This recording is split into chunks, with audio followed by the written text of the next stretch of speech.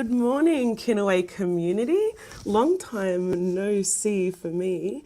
I hope you guys, I know it's February, but I hope you all had a good holidays at the end of 2021 there.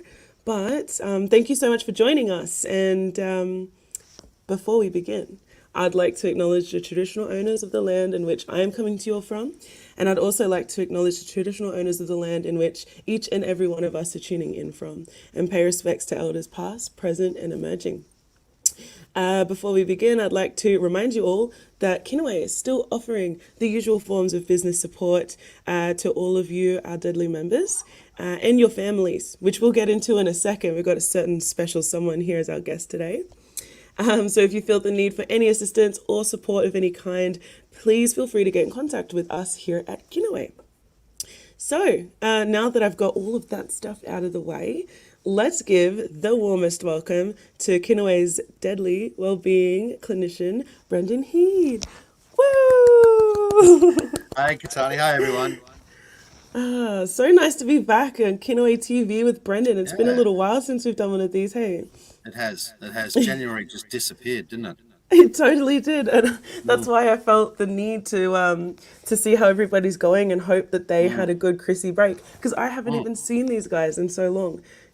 Jimmy yeah. Brown, our economic broker, got to be the first webinar of the year, so I'm a little bit jealous. Well, beautiful. So, Brendan, do you want to give just to any new members that we have a little bit of an intro about yourself? Also, a nice refresher for our current members, because I know you'll do a Yeah. better job than I will. That's probably not true. But yeah, good morning again, everyone who's watching live or the ones who are going to watch the replay. Wellbeing clinician, small business wellbeing support for members of Kinaway. Is basically what the service is. Now, this is a completely free service for you guys, and it is also completely confidential and private. So it's there for your well-being. I guess, during these times, our well-being has been affected. And it goes up and down. And what we're concerned with is if it's declining, if you're finding that there's some triggers and you're finding that your well-being is in decline, it's a really good idea to call the 1-800 Kinaway number. It comes directly through to me, and you'd be amazed at how better you will feel once you've unloaded what you might be experiencing. It just takes a great weight off your shoulders by just having someone to talk to. It doesn't have to be about something that private or anything like that. Just something that's on your mind. If you're a little bit concerned about how you're traveling, don't hesitate. Give me a call. I'm here from Monday to Friday, 9 till 5, and we can go through some stuff that you might be experiencing, and you will. You'll feel better, and we'll have a talk about it. My experience is I've been doing this now with Kinaway for nearly 18 months, and I've in the past have owned businesses as well, so I have a little bit of business background that I might be able to help you with, and including in this service with Wellbeing, we have access to financial counselling in Victoria and also some other business advisors, but Kinaway are pretty well built up with good business advice anyway. So more about the Wellbeing. It's free and it's private, guys. Yeah, personal anecdote time. But a lot of us, the staff here at Kinaway, we love to go and have a yarn with Brendan, and it feels like you're chatting to an old mate. So don't be afraid to reach out. I guarantee it'll be worth your time, and you'll feel way better for doing so. Well, brilliant. See, you did such a good job at that, Brendan. Better Oh, than really? me. Oh, I'm a natural, am I? Yeah. The camera. Yeah, the camera loves you. Oh, yeah. I'm gonna make you a star. So, all right, let's get cracking. So, my first Mm, question. It is mm, now 2022. We are mm, officially in the future. mm. Marty McFly didn't get hoverboards, but anyway, Right. No, um, funny about that. what we did get though was COVID. So Mm, we've been living with the realities of COVID now for about 2 years, mm. and I'm curious about your perspective on what do you think that our community has learned over those 2 years. Yeah, it's a good question, isn't it? Because it opens up a whole heap of different perspectives. And look, I've come up with some ideas on, what we could have learned, what we may have learned over the journey, and I've made some notes. I'll start with the pandemic itself. It's basically changed life as we know it, and it may have changed us individually as well. From our morning routines to our life goals and priorities.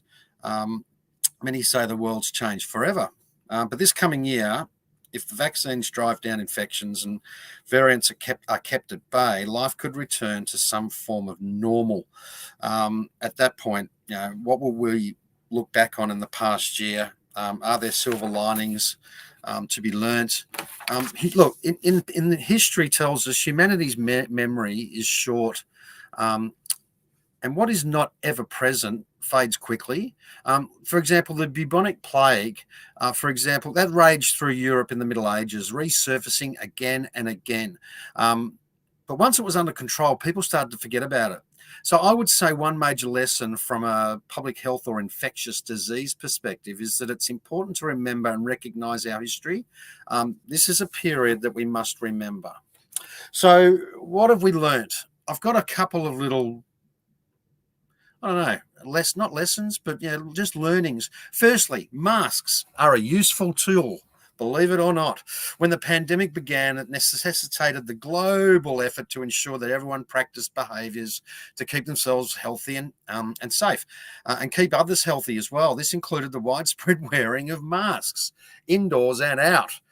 Not everyone practiced the preventive measures, such as mask wearing or maintaining the 1.5 metre distance, washing your hands frequently.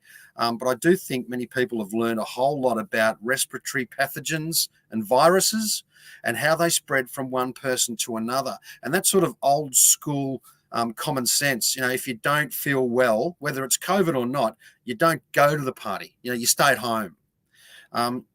Masks are a case in point. They are a key COVID-19 prevention strategy because they provide a barrier that can keep respiratory droplets from spreading. So mask wearing became more common across they became more common across East Asia during SARS. That was back in the early 2000s. In that sort of southeastern part of the world. And there are many still sort of East Asian cultures where the practice is still that if you have a cold or runny nose, you put on a mask. So that was a learning, I think, for all of us. Another one that I found is that the telehealth might become the new normal. Doctors and patients who've used telehealth found it can work well for certain appointments, ranging from cardiology checkups to therapy for mental health condition. Many patients who needed the medical test also discovered it may be possible to substitute a home version. So what we've learned basically there is while there are still problems for which you need to see a doctor in person, the pandemic introduced a new urgency to what has been a gradual switch over to platforms like Zoom and remote patient visits. And one of the groups that's benefited from that are patients that live far away, sometimes in other parts of the country or even the world. So we've learnt that we can stay healthy and happy and visit our GP without having to leave our home. So another lesson that I've learned is the vaccines are powerful tools. Given the recent positive results from vaccine trials, once again, vaccines are proving to be powerful for preventing disease. Some don't like the idea of side effects, but nothing compares to the actual illness. So a vaccine, is not a magic bullet. As advanced science is, to develop the vaccine against, say, HIV.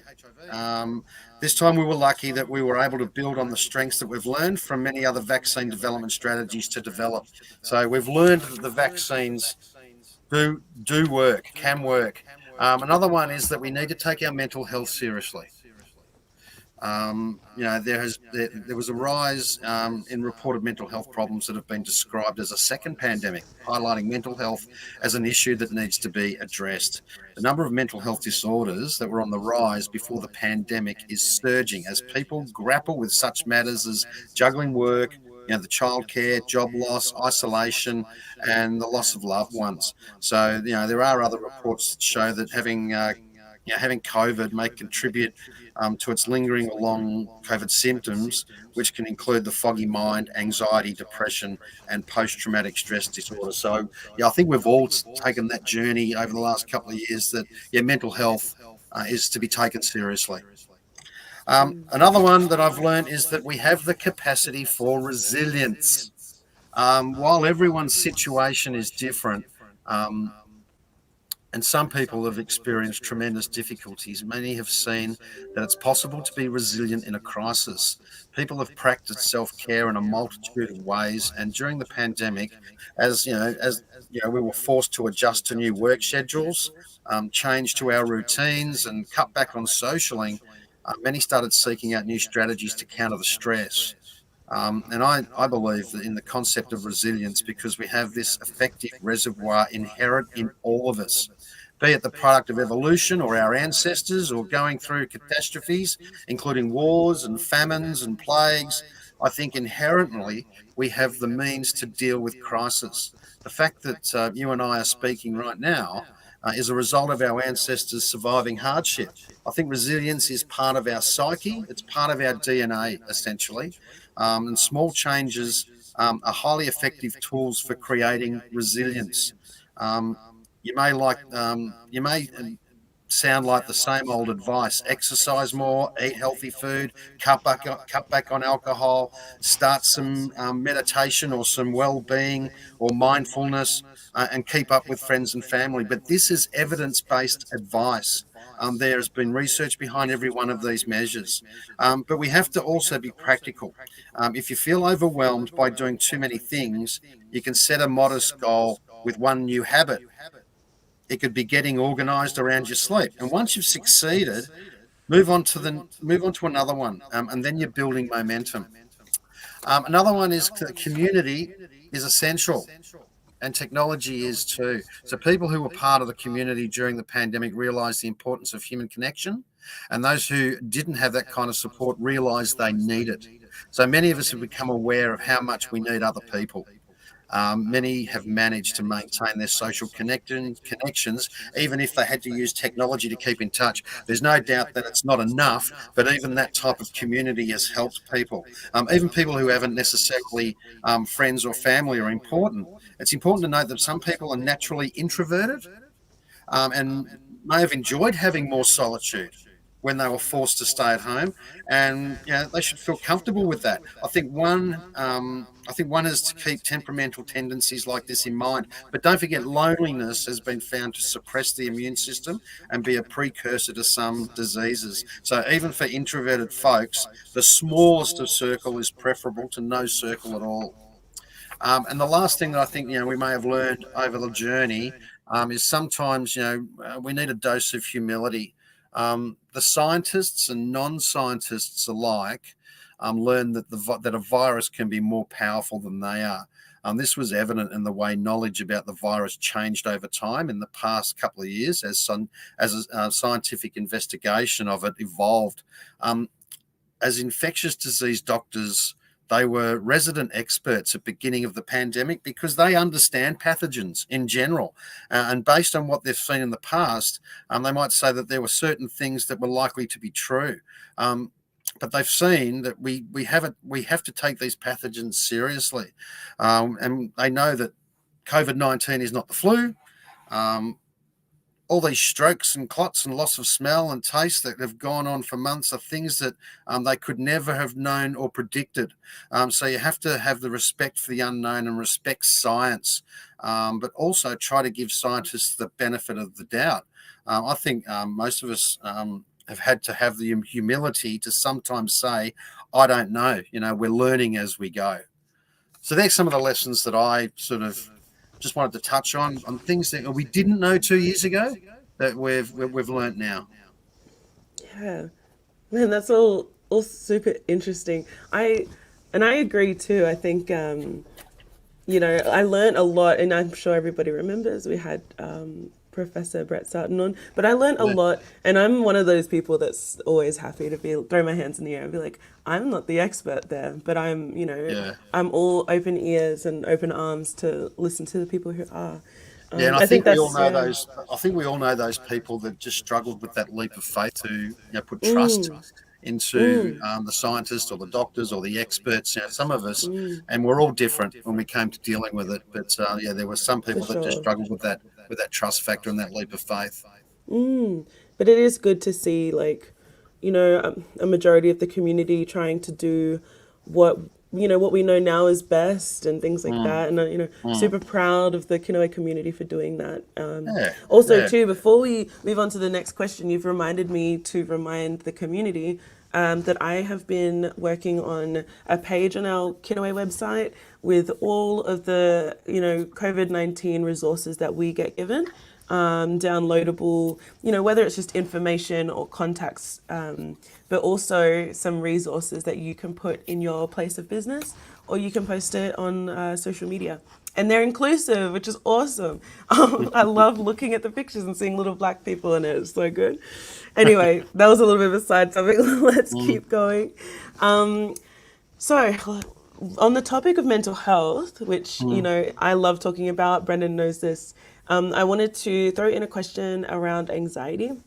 So, mhm. last year, we discussed anxiety surrounding lockdowns, COVID in general, and protecting ourselves.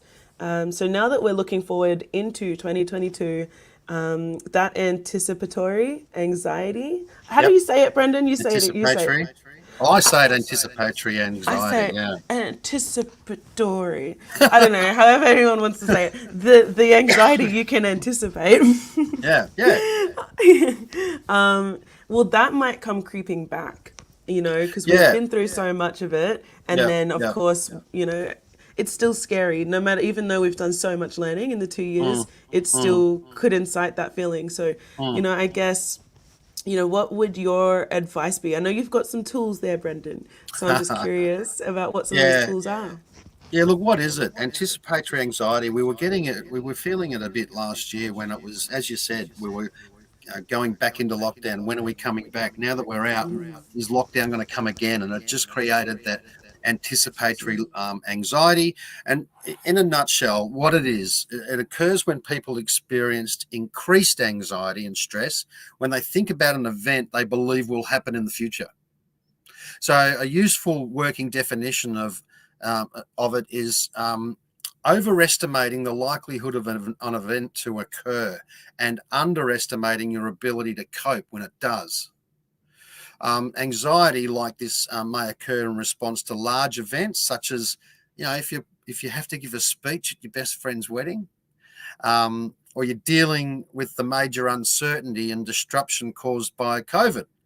Um, so for some people, it's not just the big life events. It can also be present for people prior to minor everyday activities, such as driving to work, parking your car, um, having conversations with work colleagues. While anticipatory anxiety is not a distinct mental health condition in itself, it can be part of a more significant mental health problem.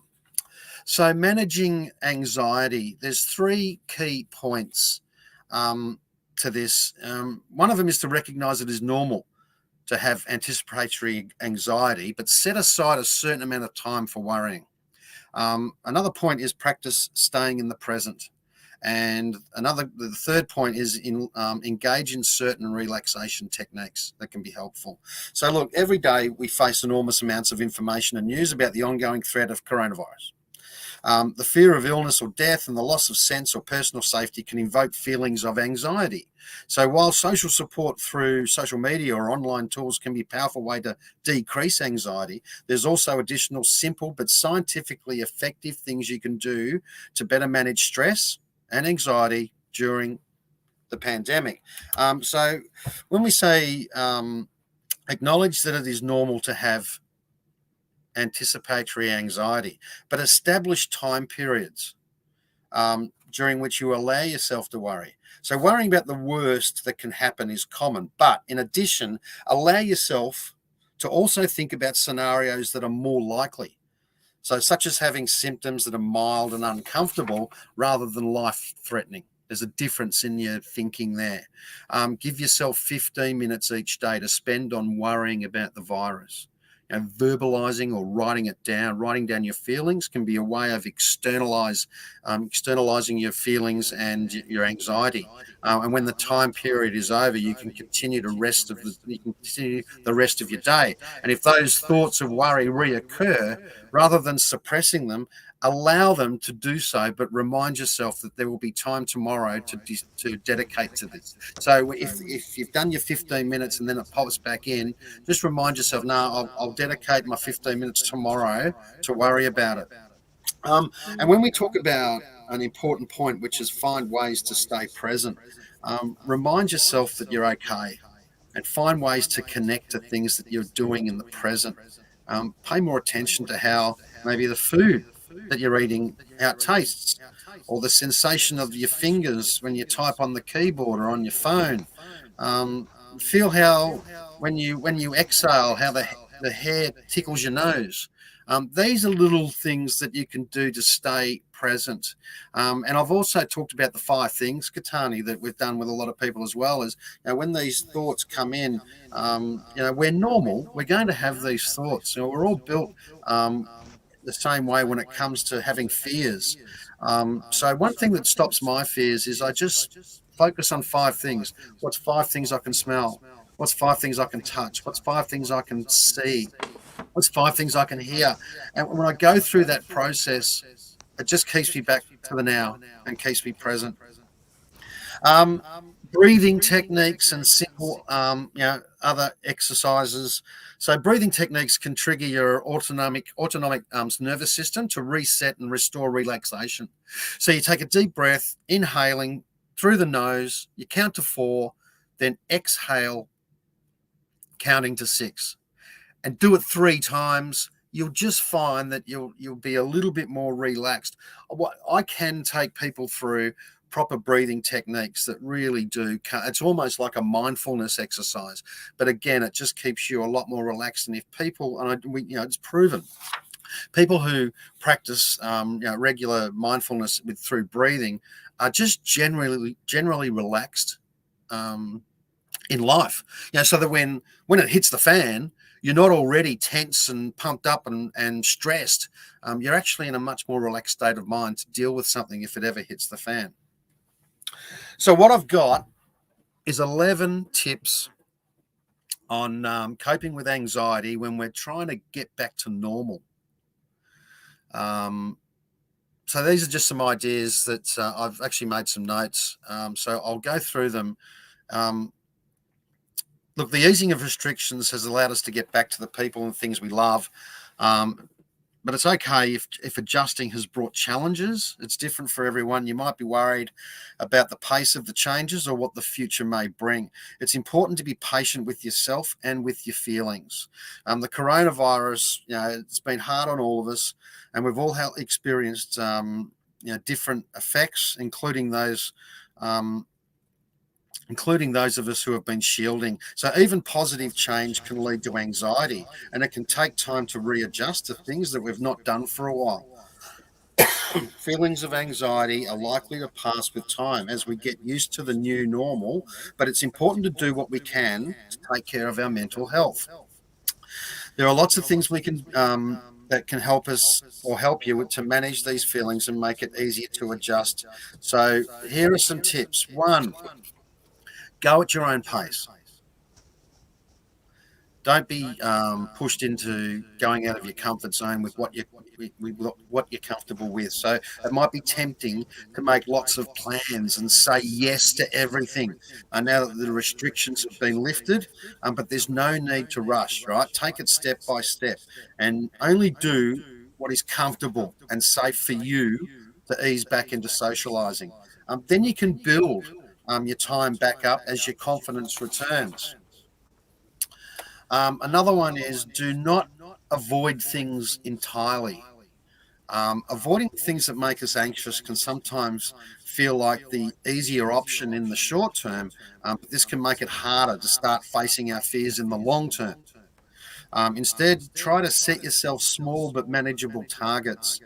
Start with activities that are important to you and feel achievable, like meeting a close friend or family member for a coffee or a snack outside, and gradually build up from there. It can help to confide in a friend or a family member so they can support you to overcome your anxieties. Another I'm one is guilty with that one, yeah, Brendan. yeah. And look, it's a slow build. It is a slow build. Another thing is too is get your information from the right sources. So lots of conflicting and confusing information about COVID can make it harder to know what to do or believe.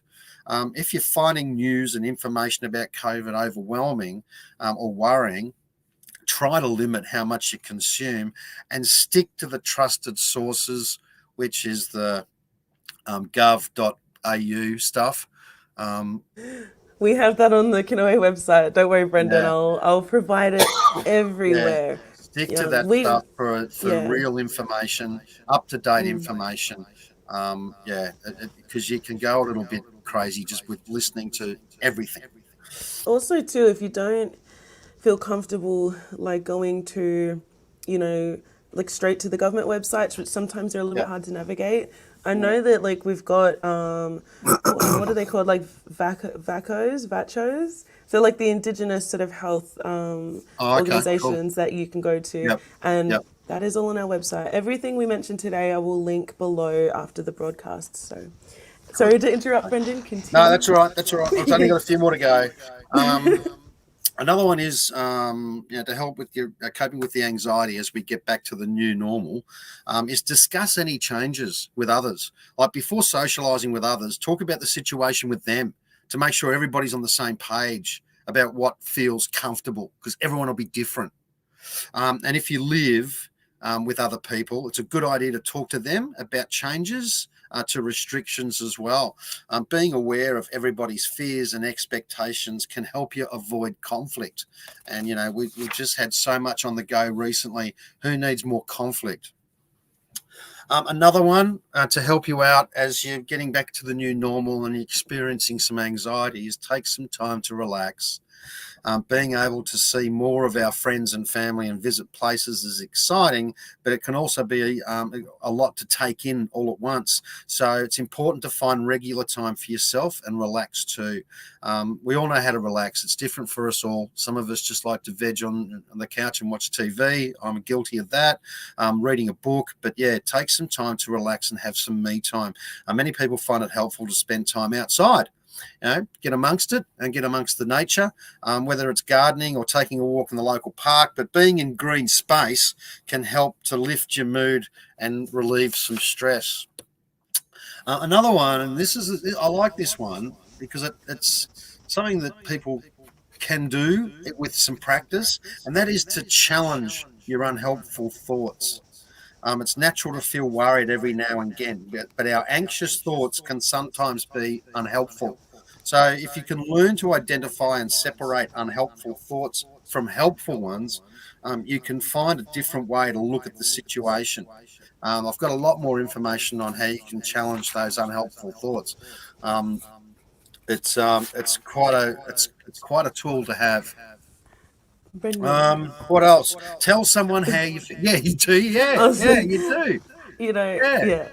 we all have them, but there's a trick to challenging them. Yeah, it's Yeah, some of is this that stuff real? is the hardest stuff to Yeah, do, yeah, but yeah, so worth putting just even the smallest increment of thought or effort into. Also, yeah, too, you I thought I would mention too when you spoke about green spaces. yep, I know personally, sometimes going back to country is that yep, exact same thing, and it can really yep, ground you. yep, Or even, I'm not from Victoria, but when you yeah, do go out bush, it yeah, just does something for you. So it might yeah, not be your land, but if you go somewhere, same thing. yeah, If not, better. I just wanted to yeah, include that for yeah. everybody. Sorry, keep going. Thanks, Dale. Thank you. Yeah, and just on those challenging, those unhelpful thoughts. When we're stressed and frustrated and we're getting, experiencing some anxiety, one one thing I think is really common is that we're just not thinking straight. So when those thoughts come into our head, it's really handy to have that ability to challenge those thoughts, because we are under a bit of pressure. We're under some stress and we're not thinking straight. And so, those unhelpful thoughts will come in. So it's great to learn how to challenge those.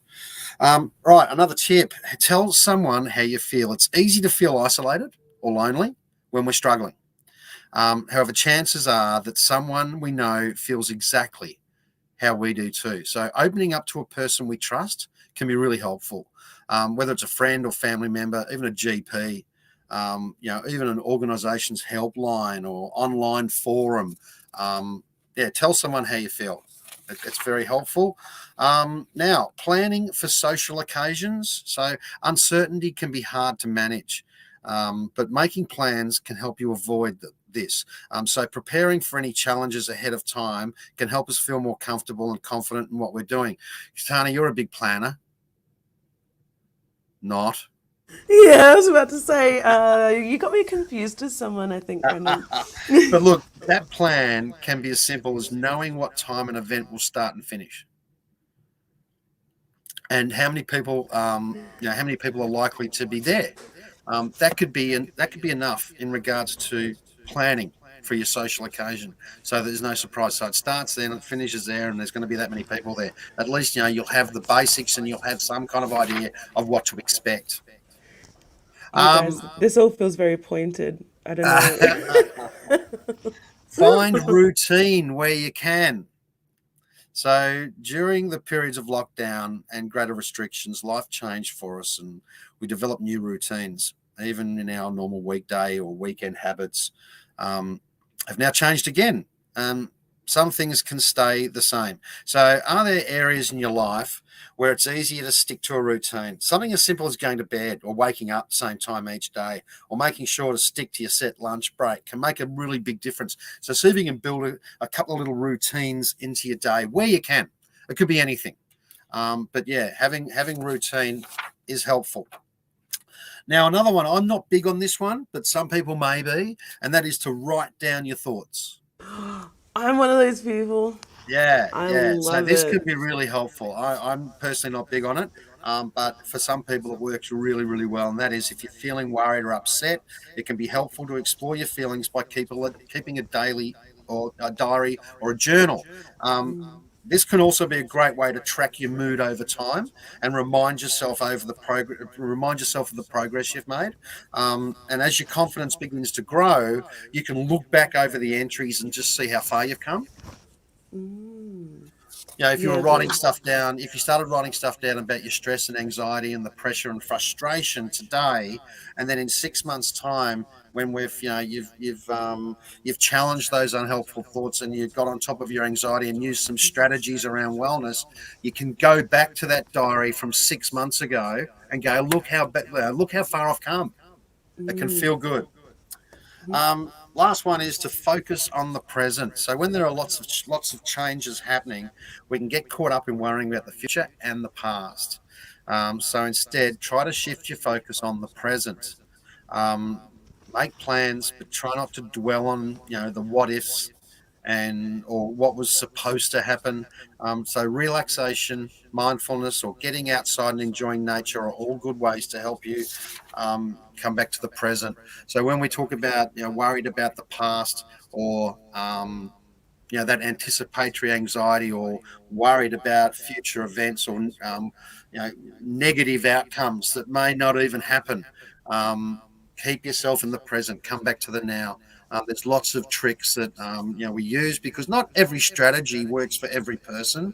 So there are a number of strategies around staying in the present and staying in the now, and there's a number of them that I use. So if anyone's struggling with that sort of stuff, please give us a call. We can go through it. And look, the common denominator with the calling, guys, is it just takes a weight off your shoulders by just unloading on what's going on. You just feel better, even after you've said it. It's sort of like you can take a deep breath and go, "Oh, I got it out. Good, I've told someone." So that's what it's all about with the service and what we're providing for the members of Kinaway. And I'd be more than happy to chat to any of you. Yeah, that was me only a couple weeks ago, cornering Brendan, being like, "You there? Time to talk." So you guys can do the same thing. And your families, is that right, Brendan? Oh, yeah, yeah. So for the business owners and members of Kinaway, but also for their families and also for your staff. So yeah, if you for example, a staff member looks like they're showing signs with their mental health or well-being. I prefer to say well-being, but if you it's showing signs, please feel free. Give them my number. They can give me a call. Again, it's free, completely Right. private, and completely confidential. Hell yeah. Yeah, I wouldn't encourage it as hard as I do if I couldn't guarantee you guys that it is a really good idea to do that.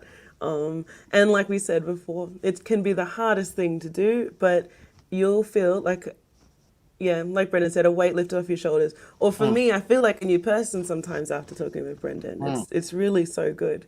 mm. But enough compliments for you. Yes, A lot yes, of thank those are you. very Okay, let's pointed move at on. Katani. Cool. So, as someone with experience in the mental health slash well-being space, we'll use well-being then, Mm. and as a business owner, sorry. What advice did you give to the Kinaway community for moving forward into 2022? What advice would I give them? Uh, well, yeah, moving into 2022, I guess we need to rely on a couple of things that we spoke about, the resilience. Really need to put some faith into our resilience, and the negative expectations going forward. We can't let them take over our thought processes. So I guess taking it day by day and trying to connect. We've done a great job in connecting virtually. We're really good at that now. But let's get back to connection with friends and family and make the most of the opportunities that we've got while restrictions are gone. And as far as business goes, stick to what you know. Don't get back to work and try and rediscover the wheel. Get back to what you're good at, which is running your business and understanding how it works. And get the wheels turning around again, generate some income. And then when it looks like we've got some clear space ahead of us, if that's when you can start to think about, right, I want to change the business, I want to divert, I want to grow it a different way, and that's when your options are become available. But at the moment, I don't. Everyone's different when it comes to their business, but at the moment, I think we don't have too many options other than getting back into it, getting into the swing of it, and trying to enjoy each day. And I think naturally, that's when our options will become available. And I've always said that options are a real good key to life. Having options, and in the past 2 years we just haven't had any. We're going to see some options come up this year, which is going to be terrific. Ah, beautifully said, Brendan. And also, Kinaway are always here, and we do, we have support here for you. Anytime opportunities come up, yours truly will make sure it's available to you either in your inboxes or on your social medias. Feel free to reach out to us at all for anything. But that draws today's webinar to a close. How do you feel, Brendan? Isn't it great coming back to Kinaway TV and having a little yarn? This is good. I like it. Yeah, we'll I know, do a I few love more. it. We'll do a few more this year, Tani. Oh, yeah. And what we might ask some of the members is to give us some feedback on something they'd be interested in learning about, or if there's any particular subject out there in regards to well-being or anything really. And we can have a look at it and put something out there. But yeah, we'll do a few more of these now that we're getting back into the swing of the office work. Yeah, that's it. We are getting back Yeah, into the swing of things too. It's not just you yeah, it's guys. great. We'll all do it together. Yeah. So yeah, I feel great. I learned a lot. I hope everybody at home or in your offices, wherever you're watching this, I hope you learned something too. I'm even thinking I will create yet another page on our website with some of these tools that Brendan does mention, because sometimes people don't catch these webinars. So I'll try to make them readily available. But you know what's super readily available? Brendan's contact number, which is 1-800-KINAWAY. Yep. So super easy to remember. But if you need help remembering that, you just reach out to us. You can DM us on socials. You can do anything. So I would like to thank you all who joined us today, and a special thanks to the wonderful, deadly, brilliant Brendan for Thanks, stopping by. Katani. You're the deadly one. Thanks, everyone. Take care. See ya. See ya, Brendan. Bye, bye, bye.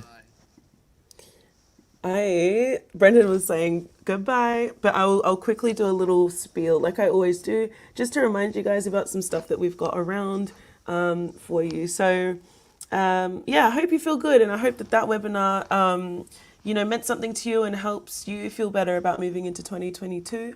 I know I'm an eternal optimist, so the things that happened over the last 2 years, it can kind of knock that, but I'm feeling good. I'm listening to Brendan, and I hope everybody else is too.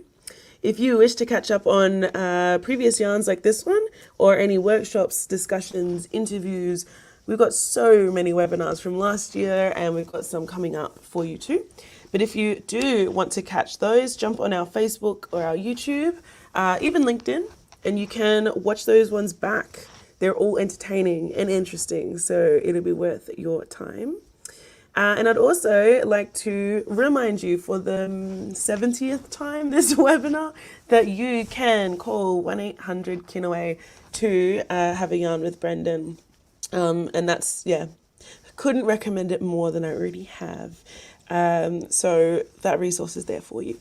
So without further ado, thank you everybody. Thank you for joining us. I can't wait to see you again. Got some good webinars coming up. Keep your eyes peeled, and I hope that you guys have a beautiful weekend. Thank you for joining us. Bye-bye.